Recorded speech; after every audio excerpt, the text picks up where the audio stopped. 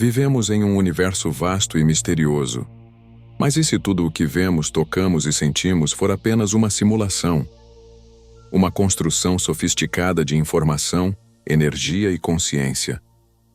Essa hipótese, por mais futurista ou fantástica que pareça, não pertence apenas ao mundo da ficção científica.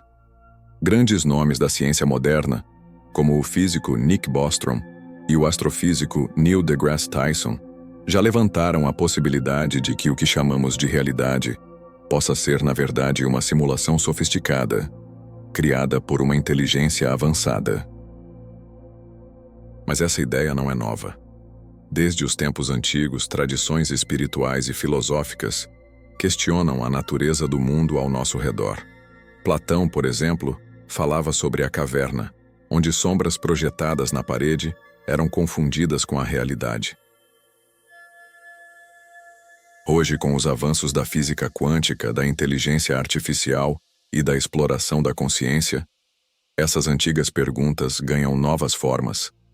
Será que estamos vivendo dentro de um sistema artificial, um código inteligente, uma matriz de realidade programada? Ou será que essa simulação é apenas o reflexo da mente, moldando a realidade a partir da consciência? Neste vídeo, vamos explorar profundamente essa hipótese, conectando ciência, filosofia e espiritualidade, para entender, afinal, o que é real e quem somos nós dentro dessa possível matriz. A teoria da simulação. O que a ciência está dizendo? A ideia de que vivemos em uma simulação ganhou destaque no mundo científico, principalmente após o trabalho do filósofo Nick Bostrom, da Universidade de Oxford. Em 2003, ele propôs um argumento inquietante.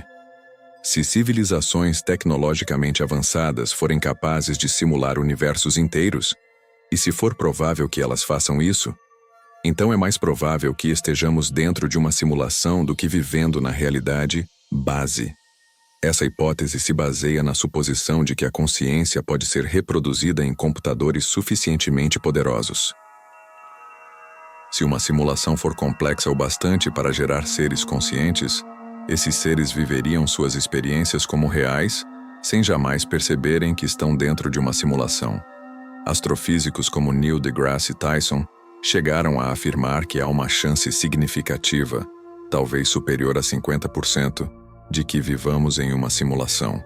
E Elon Musk, ao ser questionado, respondeu: as chances de estarmos na realidade base são 1 em bilhões. Mas como essa simulação funcionaria? Poderia o universo ser um tipo de código? Um programa rodando em uma máquina que não conseguimos perceber? Alguns físicos sugerem que as leis da natureza, com sua precisão matemática, poderiam ser indícios de uma programação.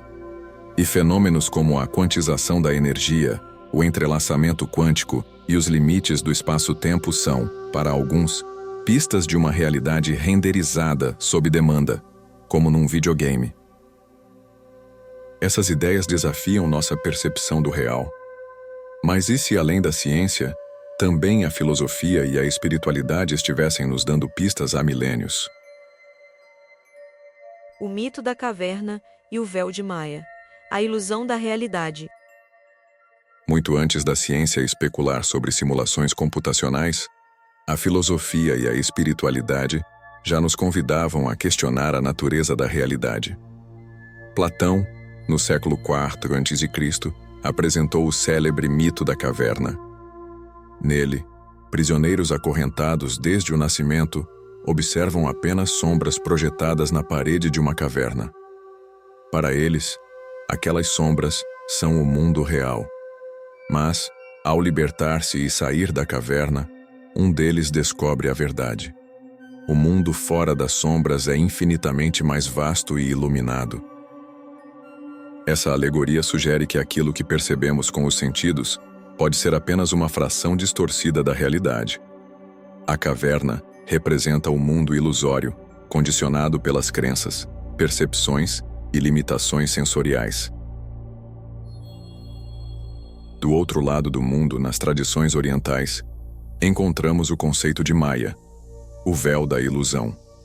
Segundo os Vedas e o hinduísmo, Maya é a força que nos faz acreditar que o mundo material é a realidade absoluta. Mas por trás dessa ilusão, existe um plano mais sutil, eterno e real. O mundo espiritual, a verdadeira essência. Tanto Platão quanto os sábios hindus nos dizem a mesma coisa.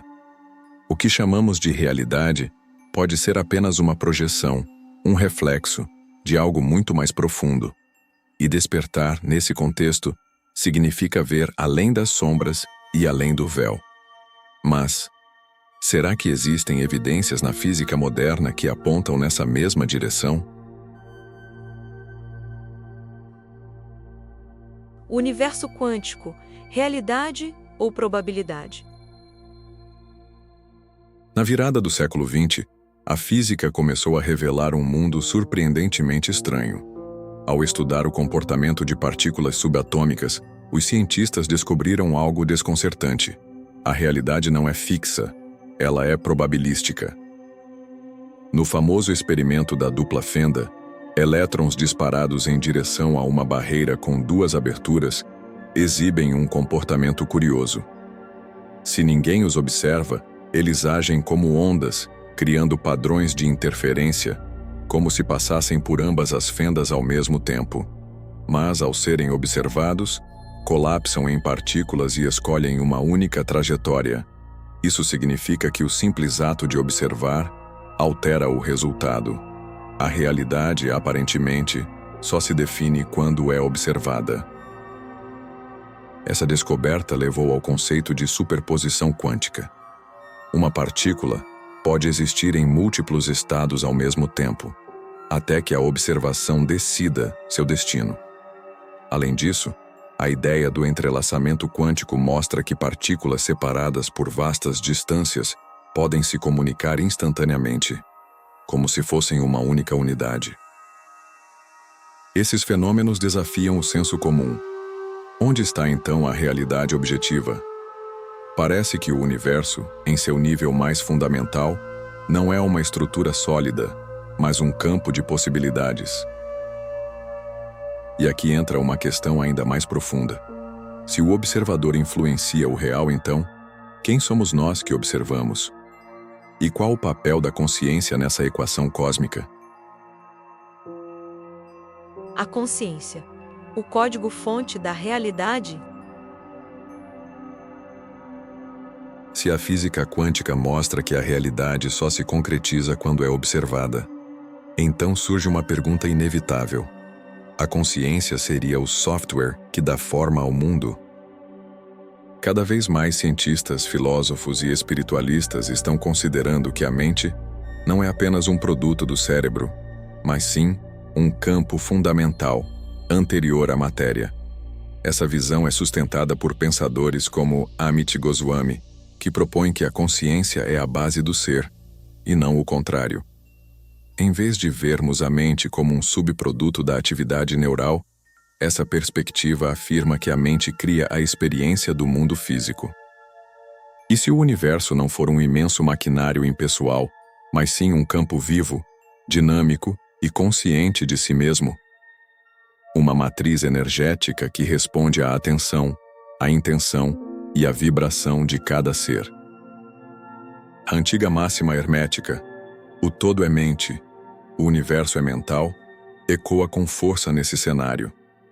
Religiões e tradições ancestrais também falavam disso, chamando essa consciência universal de Deus, Brahman, Tal ou Fonte. Mas agora a ciência começa a tocar nessa mesma frequência, mostrando que não somos espectadores do universo, mas participantes ativos. A realidade não é algo que encontramos, é algo que cocriamos. A simulação como um espelho da consciência.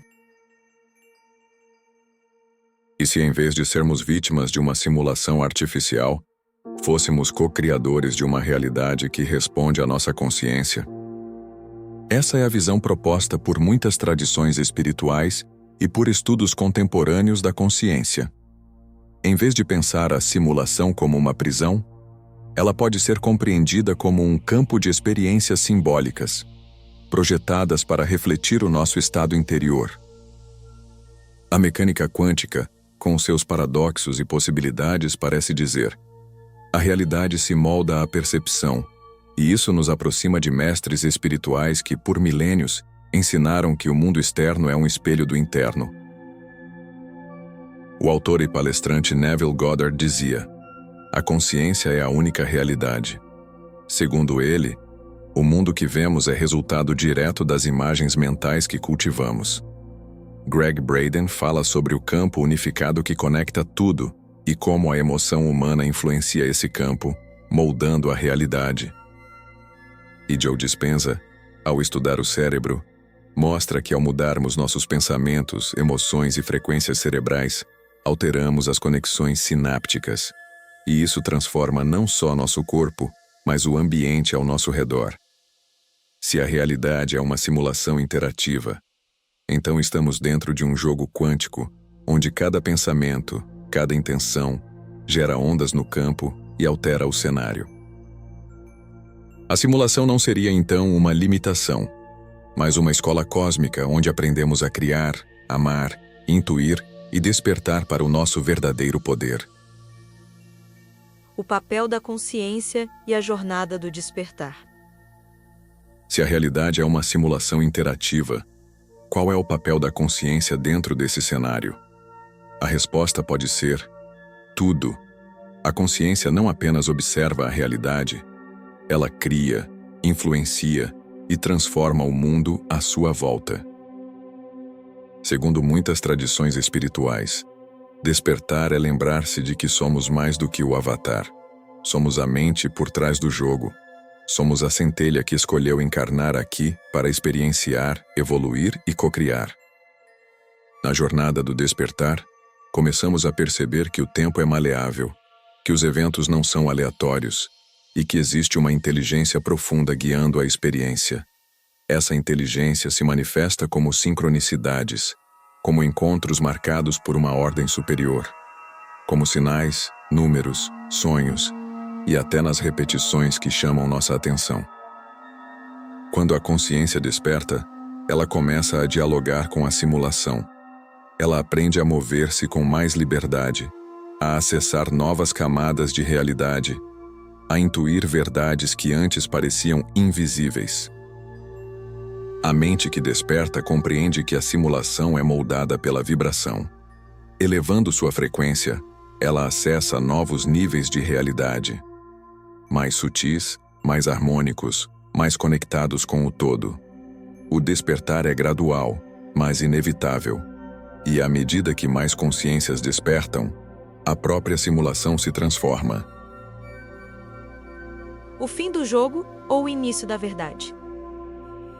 Se estamos vivendo em uma simulação, a pergunta não é apenas como saímos dela, mas por que estamos nela? Talvez o objetivo não seja escapar, mas lembrar. Lembrar quem somos além da ilusão, além do nome, do corpo, do tempo e da matéria. A simulação não é uma prisão, mas uma escola cósmica. Um campo de treinamento para a consciência aprender a criar, amar, superar e transcender. E quanto mais despertamos para essa verdade, mais percebemos que o véu está se dissolvendo. As sincronicidades aumentam. As perguntas se aprofundam. As respostas vêm de dentro. O fim do jogo não é o colapso da simulação, mas o nascimento de uma nova consciência dentro dela, uma humanidade que percebe que é coautora da realidade, e não apenas uma jogadora inconsciente.